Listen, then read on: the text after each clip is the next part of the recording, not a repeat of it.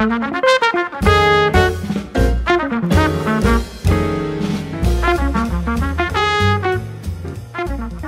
y a effectivement un astéroïde qui porte le nom Shinnewy. Donc il y a un petit caillou qui tourne entre Mars et Jupiter et qui porte un nom marocain. C'est vraiment une source de fierté. C'est mon waouh, pas de recherche, mais de fierté pour mon pays, pour ma famille, mes parents, mes enfants.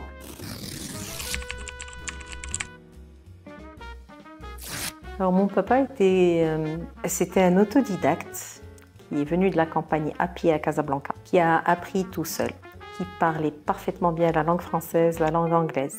Il était très fier de nous et je sais que ça lui aurait fait mais vraiment énormément plaisir de voir ça, même s'il est parti il y a longtemps, mais il y a un petit œil qui regarde.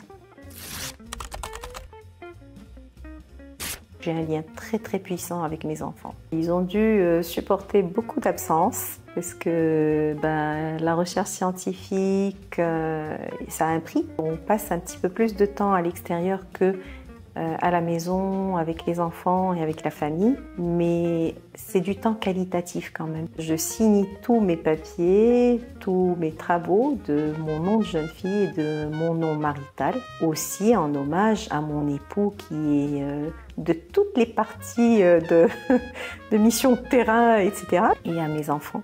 Donc c'est en hommage à eux. Ma maman, mon modèle. Ma maman fait partie des premières femmes à avoir étudié à Rabat. C'est une femme qui était très indépendante, qui était directrice d'école. Donc on a grandi avec des valeurs exceptionnelles. Elle a assisté à mes soutenances de thèse. Elle suivait tout ce que je faisais comme travaux scientifiques et elle en était très fière.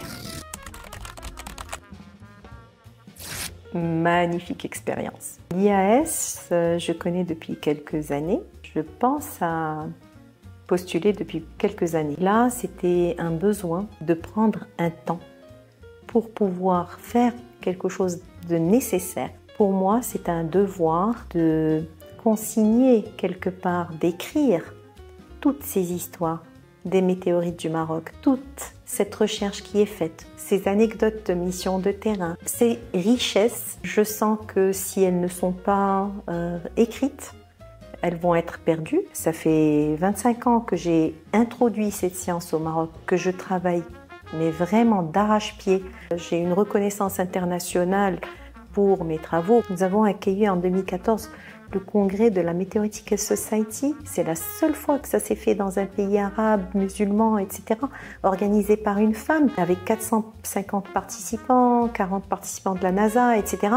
C'est un devoir de transmission que nous avons pour le public, le grand public, les Marocains, les étrangers, montrer en fait notre patrimoine, montrer nos richesses, d'avoir eu la possibilité de rejoindre l'IAS pour me consacrer à ce projet, c'est quand même quelque chose de fabuleux. On est très bien installé, on a tout ce qu'il faut pour se consacrer à des projets.